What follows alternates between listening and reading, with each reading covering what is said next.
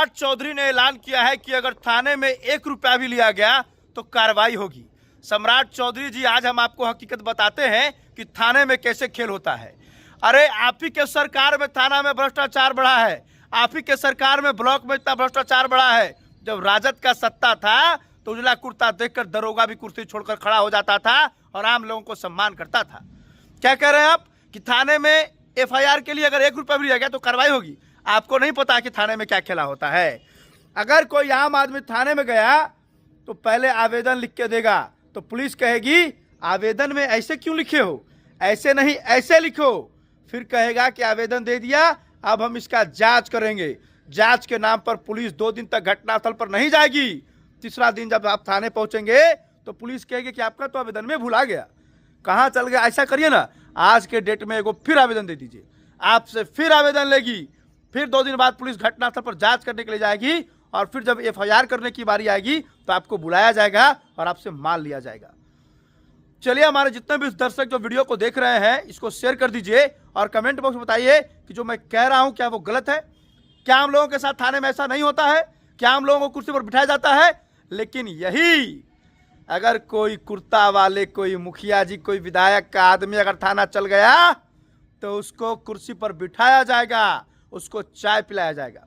सम्राट चौधरी जी, आप तो गृह मंत्री बने हैं, प्रचंड बहुमत से आपकी सरकार बनी है, आपके पास ताकत है, पावर है, सत्ता है और गृह मंत्रालय जो बड़ा पद है वो आपको मिला है। आप ऐसा कीजिए ना, आप आम आदमी की तरह बन के एक पजामा पहनिए, एक शर्ट पहनिए, एक गमछी कंधे पे लीजिए और चेहरा ढककर आप थाने चले जाइए और वहां आप आवेदन लिख के, वहां जो मुंशी होंगे, जो ड्यूटी में ओडी में तैनात होंगे, आप उनको आवेदन लिख के दीजिए। देखिए आपके साथ में कैसा बर्ताव करेंगे। पहले तो आपको थाने में बैठने के लिए कोई नहीं कहेगा। जब आप आवेदन दीजिएगा तो आवेदन पढ़ने के बाद जो स्टाफ होंगे थाने में वो कहेंगे कि नहीं, ये आवेदन जो है आप सही नहीं लिखे हैं, फलना का नाम हटा दीजिए, ऐसे आज जो आप लिख दिए हैं कि पिस्टल हटा दिया, इसको आप हटा दीजिए। आप सिंपल सा लिख के दे दीजिए। अब जब आप आवेदन दीजिएगा तो फिर पुलिस क्या कहेगी कि आप जिस पर मुकदमा दर्ज करवाने आए हैं ना, उसका नंबर हमको दीजिए ना, उसको फ़ोन करके क्लास लगा देंगे, उसको फ़ोन करके डांटेंगे।